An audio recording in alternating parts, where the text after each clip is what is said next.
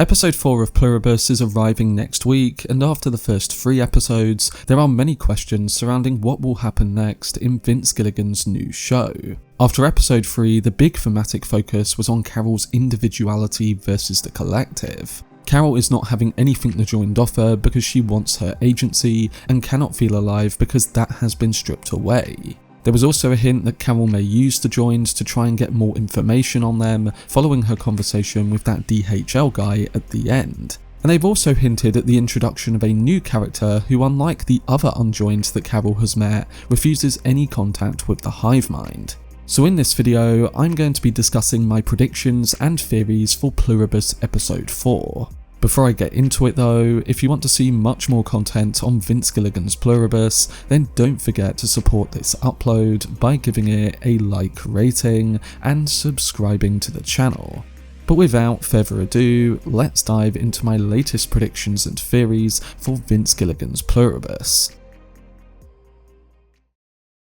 So after the end of Pluribus episode 3, many of us were left with some big questions going into next week's episode. So far, the world has undergone a mysterious transformation, a virus or wave that has seemingly converted nearly everyone into a unified hive mind collective, leaving our protagonist Carol Sturka immune. She's angry, disoriented, grieving for her partner Helen, and deeply skeptical of this peaceful new world that demands conformity. The show is increasingly hinting at themes of individualism versus the collective identity, the cost of harmony, and the meaning of free will. And that is especially true after episode 3, as it focused a lot on those central themes. Some of the main questions it asked were, is there any way back for humanity, and is it even worth it? Why was the hive mind implemented, and what if it truly was the right thing to do? And if we lose the things that truly make us human, can the situation humanity is in really be deemed as the right next move? They were highlighted and critiqued through Carol's intimate viewpoint, using her past experiences to really pose the questions on a much deeper level. And I think from this, we're going to see Carol cause even more problems for the collective, aiming to get to the bottom of what really happened. The title for episode 4 is Please Carol and is being written by known Better Call Saul writer Alison Tatlock. The description of the episode on Apple TV reads, Carol tests the boundaries of this weirdly honest world at the expense of her ego, and far away, a resolute individual learns that he's not alone. We now know who that faraway individual is, and I will be getting into that a bit shortly. But first, based on that description, what should we expect from Carol in episode 4? Well, I think we'll see Carol try to outsmart the hive mind in order to learn something she doesn't currently know. We know that episode 3 ended with her talking to the DHL guy and realizing that they will literally give her anything to make her happy. He said they will give her a tank, a bazooka, and even an atomic weapon, regardless of its destructive consequences. I think here she'll begin to ask the hive for something that might test their response. And you may ask what that could be because they pretty much agreed to give her any destructive weapon. Well, maybe to go more into the science and the hive mind's control, Carol may request data on those who haven't been joined yet. Based on the trailers, we know that we are due to see more of Kumba and the other characters as a casino in Las Vegas, as there was footage of them there and also footage of Carol arriving in Las Vegas herself. I don't think that that will be in this next episode, but I do think that we will start to get the preparation for that reunion in the next few episodes. And before Carol does get there, surely she goes there for a deeper reason. We also had footage in the main trailer of her driving a police car with a file on the passenger seat, so whether that's her file or a file for one of the others is up for question. And it could also suggest that she steals this rather than asks for it. Instead of requesting weapons like she did at the end of episode 3, maybe this time she steals actual information that could point her in the right direction. Maybe the files on the unjoined could indicate a reason why they haven't been joined, or why they acted so peacefully to the idea of this new world hive mind. Now, in thinking about this, I actually have another theory that the unjoined she met before in episode 2 were actually joined posing as unjoined. I found it so odd that none of them really pushed against the hive mind a bit further. Having them pose as unjoined could be a part of the collective's test using Carol, seeing if they can really change the destructive impulses of humanity through her individually. Maybe the only people who are truly unjoined is Carol, the Manousos character in Paraguay that I'll talk about in a bit, or a few others. It's just something I noticed, and while this could be very wrong, I just found their behaviour extremely weird. But then again, human behaviour can be weird, and like the hive mind has underlined, the previous world was beyond saving. The first 3 episodes set up the hive mind as almost utopian with no crime, no hatred, and mass happiness. But there's a big sense of something creeping around the edges. So in episode 4 we may start to see the cracks and perhaps a scenario where the collective refuses, for example, to allow Carol to act outside of a certain boundary. Maybe Carol acts a bit chaotically and they punish her deviation. Or maybe the collective itself faces a crisis with supply chains, resource scarcity, or existential purpose which they hide or gloss over. If Carol provokes a crisis, as she did with the grenade explosion in episode 3, the collective may be forced to reveal something. So with that, episode 4 could mark a big shift from the hive mind being benevolent and weird to benevolent and controlling, or even coercive. It's hard to try and work out the smaller details when we haven't even got a trailer for episode 4, but I think these are the reverse questions that I'd like to see posed to really flesh out this world a bit further. Coming now to the new character of Manousos, played by Carlos Manuel Vesca, this character is going to be introduced in episode 4. He was talked about in episode 3 and he's on the main image for the next episode on Apple TV. During the plane scene towards the beginning of episode 3, Zosha allowed Carol to try and contact Manousos on the phone, who is apparently in Paraguay, and said that he is a self-storage manager who has been less than eager to communicate with them. Carol couldn't help but wonder if he won't talk to them, then maybe he'd talk to her. Carol gets Zosha to try calling Manousos for her from the plane, but getting through is a test of patience. The first attempt goes unanswered, and on the second, he hangs up before Carol even has a chance to introduce herself. By the time of the third call, it's obvious that he assumes that Carol is one of the hive mind, hurling insults at her and abruptly ending the call. Carol, never one to let an insult slide, insists that Zosha call him back just so she can deliver an insult in Spanish. So for one, this highlights the position of the Manousos character, confirming why he licks a can lid in the trailer footage from a while back. With Zosha saying that he doesn't want any communication with the hive mind, it suggests that he licks that can to basically see if he can get infected. He might essentially be trying to find out why exactly he isn't infected, and is going to extreme lengths, more than Carol has, to try and find out why.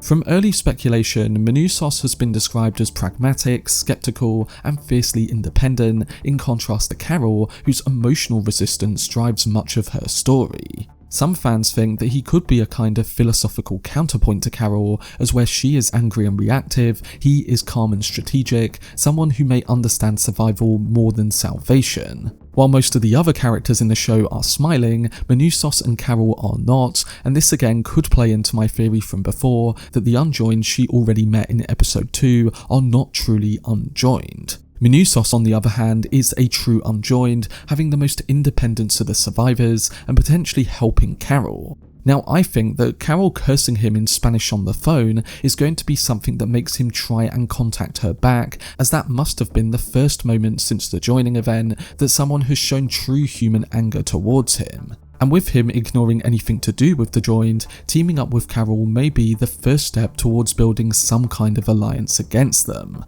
In some of the other trailer footage, we see him in Paraguay, driving around and then cutting through a storage base. I'm guessing that this is part of a collection of moments with him from the time of the joining up until the very present. And that's because we don't know about his backstory, where he was when the virus wave struck, how he survived, and what his relationships were.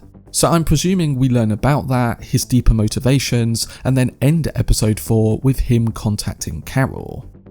Coming to the final discussion point, I wanted to talk about my big theory for the show as a whole. I began to go into this in my previous theory video, and it's one that I'm sure that many might disagree with. But after episode 3, I feel like there were a few things that underlined my theory a bit further. and that is the potential of the hive mind being a form of AI posing as alien intelligence. Just like my theory of the unjoined from episode 2 pretending to be unjoined, I still have suspicion around the truth of the origin of the collective event itself. From the opening of Pluribus, we learned that the event isn't purely terrestrial, as a mysterious signal from space or virus wave started what we see now. But the questions surrounding why this hive mind was formed make the whole thing even more suspicious. Is it to save humanity from itself? Is it truly just a takeover by alien intelligence? Or is it an experiment with the side effect of unification? The show's title Pluribus, which is from many, points to the many becoming one. Maybe this isn't just surviving, but preventing something, and more about what happens when you remove individual will and dissent. After episode 3, which is wholly based on that concept, I think it adds more fuel to the fire that this could be connected to some form of AI. And whether that is literally or just metaphorically baked into the show is up for question. Say it is literally AI, then I think there are some already big signs that this theory is possible. While the show never states this outright, several elements strongly imply that something more than a biological or emotional phenomenon is at work. For one, the joined behave too perfectly. One of the defining traits of the joined is their eerie consistency, as they speak calmly, move synchronously, show no interpersonal conflict, and maintain a stable emotional baseline at all times. And in the portrayals of telepathic or psychic collectives, some variation leaks through. Individuals like Zosha show brief signs that they might be able to think or feel slightly differently, like when she looked uneasy at joining Kumba on the plane and taking a while to make her decision. So that could suggest that the idea of their true human decisions are being suppressed. But when not showing these signs, the joined in Pluribus exhibit an almost computer-level uniformity. This precision is more reminiscent of an algorithm smoothing out deviations rather than of merging minds. It feels curated, like the world's emotions and decisions have been optimized into a single homogenized output.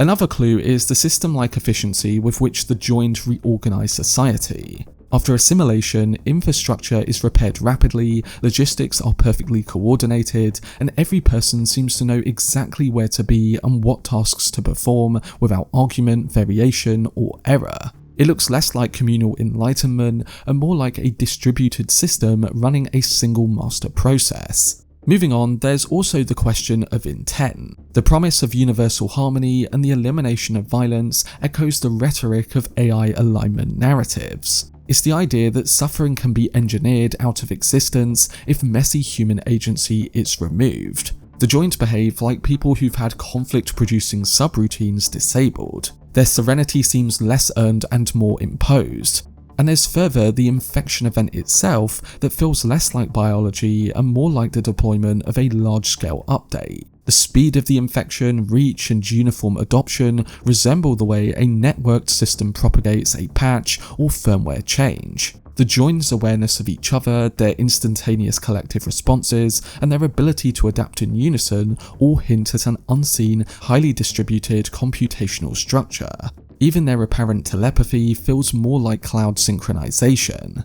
And finally, there's the hint of a deeper thematic layer. Pluribus is a show obsessed with individuality, free will, and the price of perfect social systems. An AI-driven collective aligns with modern anxieties about algorithmic shaping of behavior and how social platforms or recommendation systems gently or not so gently homogenize our choices. The joined can be read as the final form of this, with humanity optimized into sameness by a system that promises kindness but requires obedience. It's all scarily similar to what we're seeing take shape in the real world. And while Gilligan has commented on the thematic influence of AI in the build-up to this show and the problems of the modern world, what if Pluribus isn't just a metaphor? What if it is literally AI? And like in the real world, what if people don't see the shift in control once it has already taken place? AI is already shaping the future of our world, just like the collective in Pluribus. If it is that, the one question to go alongside this is whether it's for a positive future or if it's really about controlling and taking over.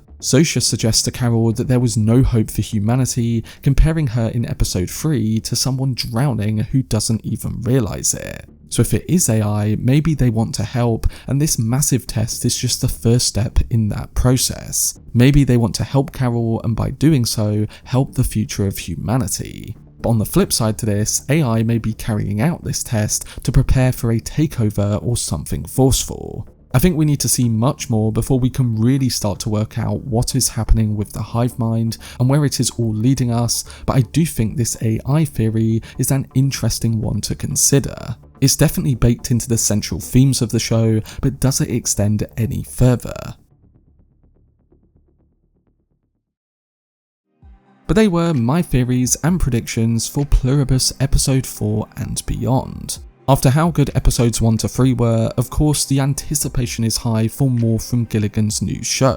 However, like I said in my last theory video, I do think there will be a good few episodes at least before we can really start to get some bigger answers. And for the majority of season 1, I think we'll be getting a lot more questions. But hopefully, like the previous episodes, episode 4 continues to deepen the characters and all the world building. With all that said, what are your predictions and theories surrounding what happens in episode 4? Let me know down below in the comment section. For much more videos on Vince Gilligan's Pluribus, then subscribe to the channel and turn on your notifications. Also, if you enjoyed this video, remember to leave a like rating and follow me on social media via the links in the description. But anyway, I hope you guys enjoyed it. I've been Cortex, and as always, make some noise.